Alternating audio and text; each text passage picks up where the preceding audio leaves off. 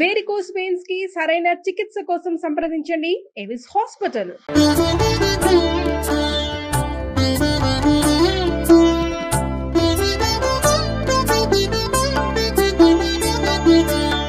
నమస్కారం. మాఘపురాణం 7వ అధ్యాయంలోకి వచ్చాం. అయితే ఇది ఏం చెప్తారంటే లోభికి కలిగిన మాఘస్నాన ఫలితం గురించి చెప్తారండి. వశిష్ఠ మహర్షి ఏం చెప్తారంటే పార్వతీ పరమేశ్వరులు చెప్పుకున్నటువంటి పిసినారి వృత్తాంతాన్ని దిలీప మహర్షికి తెలియజేస్తున్నారట. ఏమంటున్నారు?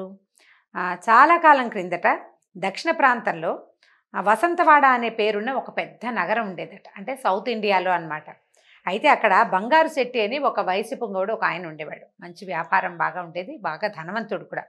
అయితే ఈయన పిసినారిగా మంచి పేరుంది ఆయనకి. ఈయన పిసినగొట్టుతనం అంటే డబ్బులు ఎవరికైనా ఇవ్వకపోవటం అనేది మెయిన్. వాళ్ళకి సంపాదనకి ఏమి లోటు ఉండదు. ఆయనకి చాలా సంపాదన ఉంది. ఎవ్వరికి దానం చేసేవాడు కాదు. ఏమన్నారంటే పెళ్ళికి బిచ్చం పెట్టడని చెప్పేవాళ్ళు. ఈయన భార్య పేరు తాయారన్నమాట. అయితే ఇతను ఏం చేశాడు? ఎవరికి ఏమి ఇవ్వకపోవటం వల్ల పిత్రార్జితమే కాకుండా తను సంపాదించింది కూడా మూటలు మూటలు కట్టుకుని దాచుకునేవాడట ఇంట్లో. ఇంకా ధనాశ ఆయనకి. ఆ డబ్బు ఆశ తీరేది కాదు. అలాంటి గుణం కనుక ఉంటే తీరదు ఎప్పటికీ. ఈ డబ్బుని వడ్డీలకు ఇచ్చి ఇంకా సంపన్నుడయ్యాడట. అంటే వడ్డీకి ఇవ్వటం అని అనగానే నిర్దాక్షిణ్యంగా ఉండటం అనే పాయింట్ ఉంటుందండి వెనకాల. వడ్డీ వసూలు చేసుకుంటారు తప్పకుండా. అయితే అది న్యాయంగా వడ్డీ వసూలు చేసుకునే వాళ్ళు ఎవరో కొద్దిమంది ఉంటారులేండి లోకంలో, బహు తక్కువ. వడ్డీకి ఇచ్చారు అనగానే అందులో న్యాయం పాలు కొంచెం తక్కువే. అంటే న్యాయం ఉంటుంది, ధర్మం ఉండదన్నమాట. పోన్లే పాపం లాంటి భావాలకి అక్కడ తావు ఉండదు. ఈయన పిసినాడతానని తోడు ఈ గట్టి గుణం కూడా ఉందన్నమాట. అయితే ఒక్కనాడు కూడా ఓ భగవంతుడిని ధ్యానించడం, దేవుడి పేరుతోటి ఏమైనా ఇవ్వటం, దేవాలయాలకు ఏదైనా దానం చేయటం, అటువంటి ఏ క్రియలు అతను చేసేవాడు కాదు. దానం అనగానే వేస్ట్ అని భావించేవాడు అనమాట. అక్కడి నుంచి బీద ప్రజలకి వాళ్ళ ఆస్తుల మీద వడ్డీలకు రుణాలు ఇచ్చి కాస్త తేడా వచ్చినా అంటే ఒక్కరోజు కూడా సమయం ఇవ్వకుండా ఆస్తులు స్వాధీనపరచుకుని కలిపేసుకునేవాడట. అలాంటి ఈ బంగారు శెట్టి ఒకనాడు గ్రామాంతరానికి వెళ్ళాడు, ఏదో పక్క ఊరు వెళ్ళాడనమాట.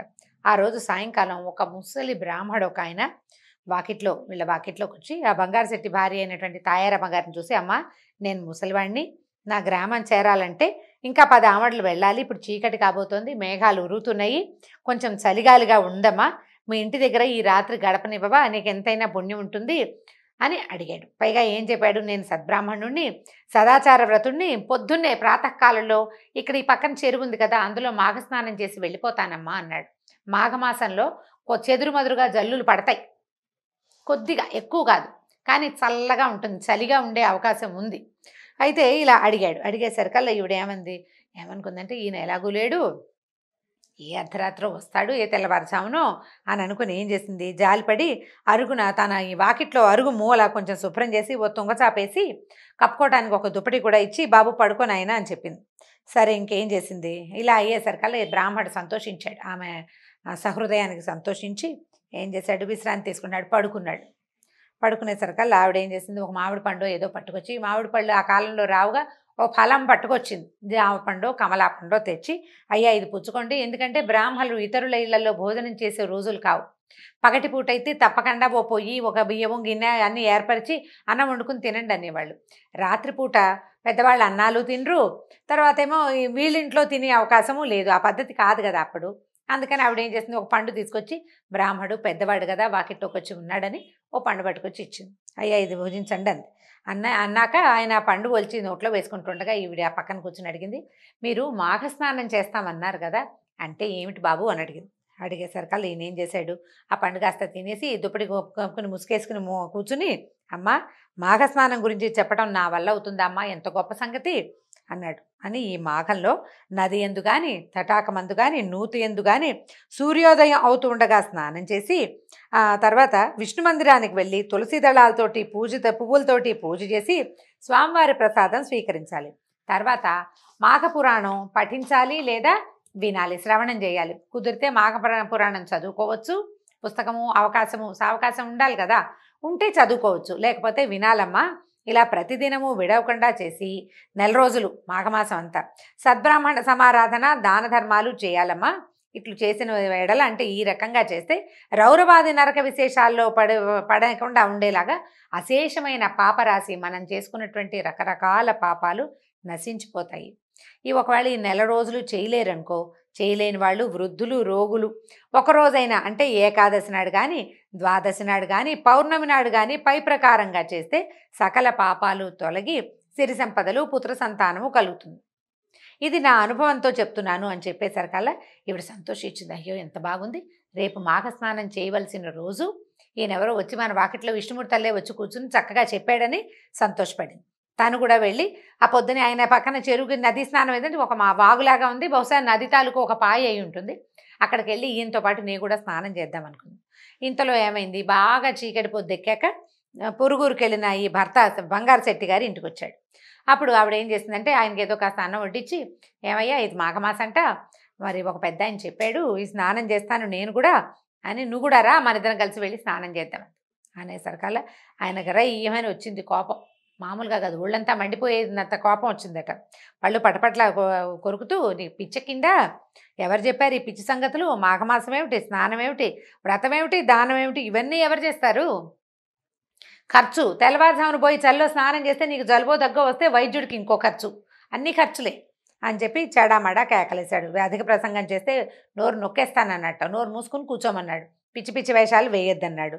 చల్లే అసలే డబ్బు సంపాదించలో నేను ఎంత కష్టపడి సంపాదిస్తున్నాను, ఎవ్వరికి రూపాయి ఇవ్వకుండా ఇంత నేను కూడబెడుతుంటే దానం ధర్మం చేయమంటావా, దానాలు చేస్తే ఇళ్ళు ఒళ్ళు గుల్లవుతుంది, దానం చేయడంతో పాటు పొద్దున్నే చల్లో స్నానం చేస్తే ఇళ్ళు ఒళ్ళు కూడా గుల్లైపోతాయి, ఆరోగ్యం పాడైపోతుంది, చలి జ్వరం ఏమైనా వస్తే అసలు ఈ పనులన్నీ ఎలా చేసుకుంటాను, నేను వ్యాపారం ఎట్లా చేస్తాను, వైద్యుడికి డబ్బు ఎక్కడి నుంచి వస్తుంది అనుకున్నావు. ఇక నానా తిట్లు తిట్టి పోసాడు, ఆయన నోటికి వచ్చిన తిట్లన్నీ తిట్టాడు.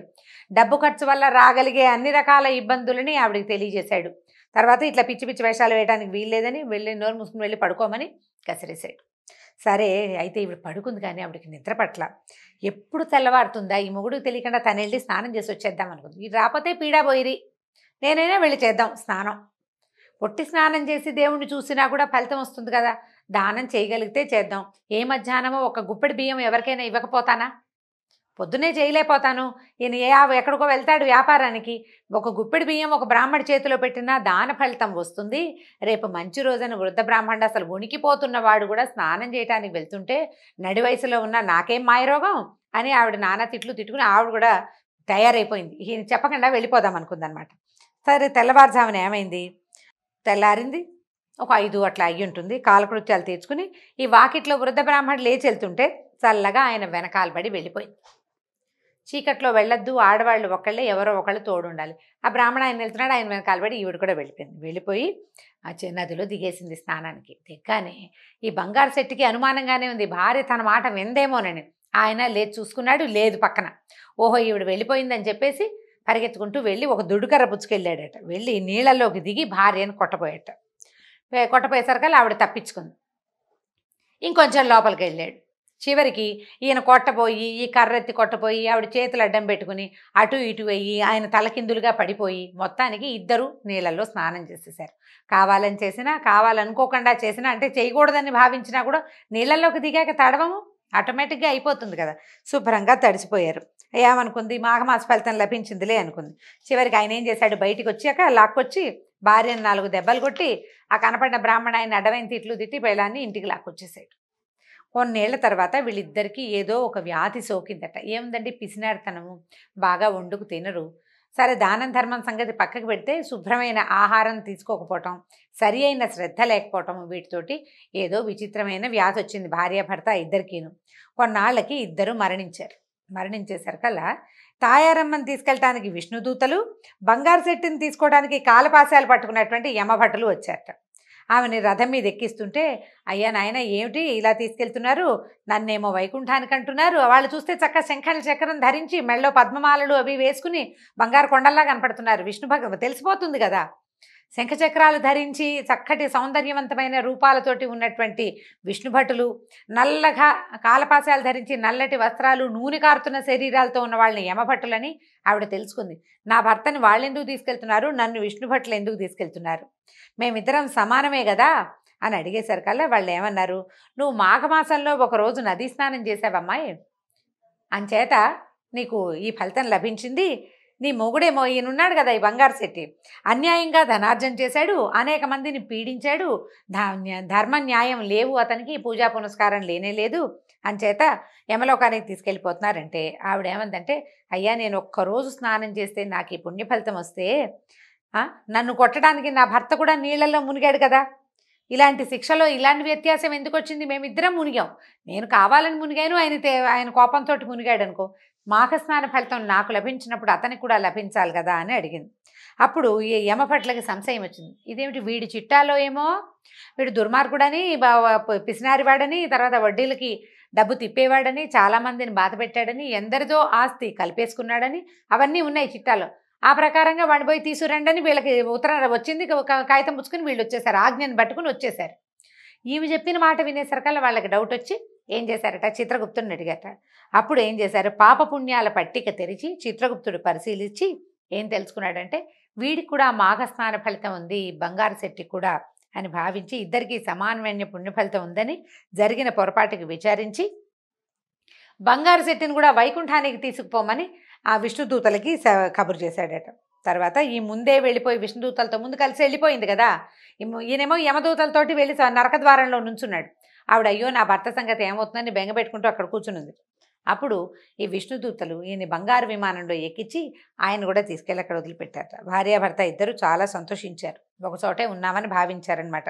అప్పుడు ఏం చెప్తున్నారు, భార్య వలన భర్తకి ఎలాంటి మోక్షం కలిగిందో విను, భర్త దుర్మార్గుడైనా పిసినుగొట్టుగా వ్యవహరించిన భార్య యథాలాపంగా పెద్దగా అంటే చాలా అత్యద్భుతంగా ఉంటుందని భావించాల, బ్రాహ్మణ ఆయన చెప్పాడు చెయ్యాలనుకుంది.